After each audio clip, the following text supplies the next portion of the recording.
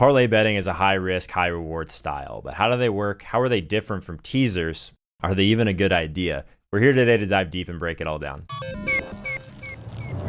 Parlay betting allows you to include multiple bets into a single wager payout. There's a reason these are so popular with casual bettors. There's just a massive ceiling on them, but there's also a reason sportsbooks promote them so heavily. They're very, very, very tough to win because you have to win each individual bet to be paid out. Even if one leg of your 5-game parlay fails, your entire bet is graded as a loser. So before we go any further, parlay bets are fun and all. I do them all the time, but these are typically frowned upon by most professional gamblers because they can eat up your bankroll quickly if you aren't careful. So your win rate on a combination of these bets is obviously going to be much lower than it is on an individual bet. So parlays just shouldn't make up a big portion of your betting portfolio or your overall action for a given night or week. So you're probably asking yourself at this point, how do I build a parlay? Maybe you don't even care about the risk. You're just interested in ceiling. So the thing about stacking up more and more legs of your parlay, it can be extremely tempting. Trust me, I've been there, especially with just seeing that you have a shot at a much bigger score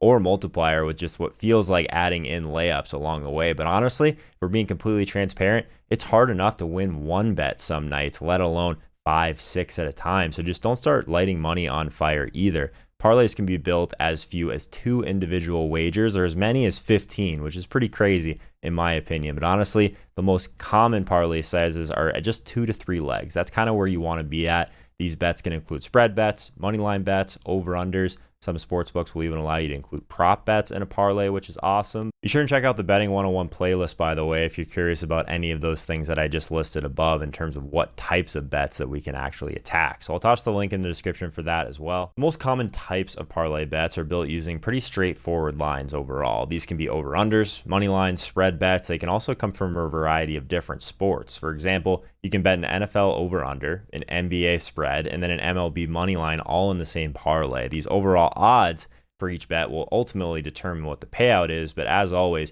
you're going to need to win each of those legs individually in order to be paid out for that parlay. So with the only exception would be if you do push one of those legs. Let's go back to that hypothetical example that we had before. So we're going to say that the NFL over-under lands exactly on the total. Your NBA spread and your MLB money line are both winners. In that situation, the NFL portion of your wager would actually be removed from the equation and your parlay. So it would just drop from 3 teams to 2. So what's a teaser? How is it different than a parlay? And the simple answer is that teasers are reserved more for NFL and NBA betting because they specifically go towards point spreads and totals. You can't mix and match the same way with teasers as you can with traditional parlays. So the way that teasers work is by assigning extra points to either the spread or the over-under. So let's look at a specific example. Say that you do like 3 specific bets on a Sunday for NFL. Kansas City's -7, you like Green Bay at -3, and then you like Miami and Buffalo to go over 42.5. Just as a scenario we'll throw out there. So if you bet those 3 teams in a parlay,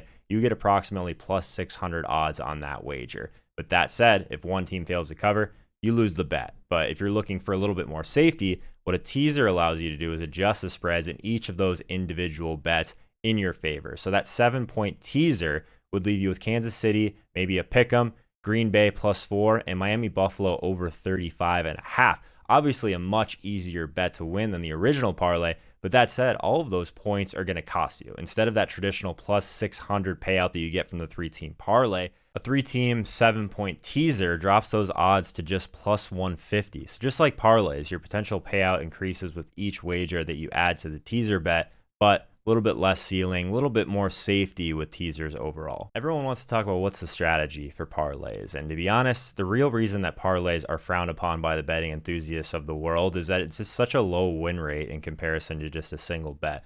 That said, there are some things that you can do to increase your profitability. And for starters, you can always try and correlate your parlay bets with a complement of another bet. So the way that that works, a true correlated parlay typically isn't allowed. For example, you can't take the Celtics spread and the money line in the same parlay, but that doesn't mean you can't look for bets that fit at least a narrative story. So as a hypothetical example, again, let's say the Saints are playing at home as a 14-point favorite. If you think that they're going to cover the spread, it stands to reason that you think they're going to score a bunch of points.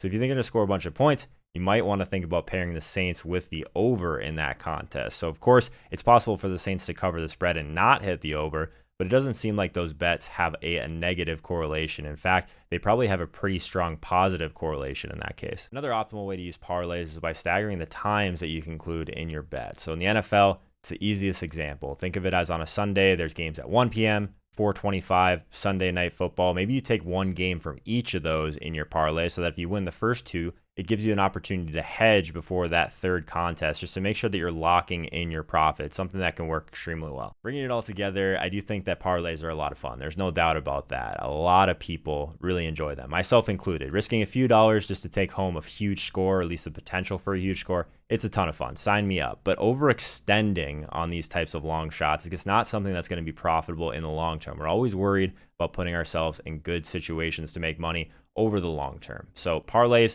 are, I think, at their most powerful when you just keep those wagers to a minimum. 2 to 3 parlays gives virtually no monetary edge to the sports books, and they're obviously not as difficult to win. So I would really focus on that. Don't get too crazy with some of these 5, 6, 7 leg parlays if you want to do this and try and take it a little bit more seriously. But by the way, you're likely still going to want to make straight bets on those teams. Just by grouping them together for a small parlay wager, it can just increase the upside if you really want to kind of get that into your portfolio on a given night when you just go completely ham. You just completely smash your card. Make sure you have a few parlays in there to increase your upside a little bit. If you don't care about anything I just said and you do want to go with one of those larger parlays, I would at least top it off with 5 teams or so as a general rule. If you enjoyed this video, be sure and smash that like button and consider subscribing to the channel if you're new. You're not going to want to miss these videos right here, so don't forget that notification bell so you don't miss anything else along the way. Check out all of our sports betting content over at linemovement.com and across our social media at line_movement.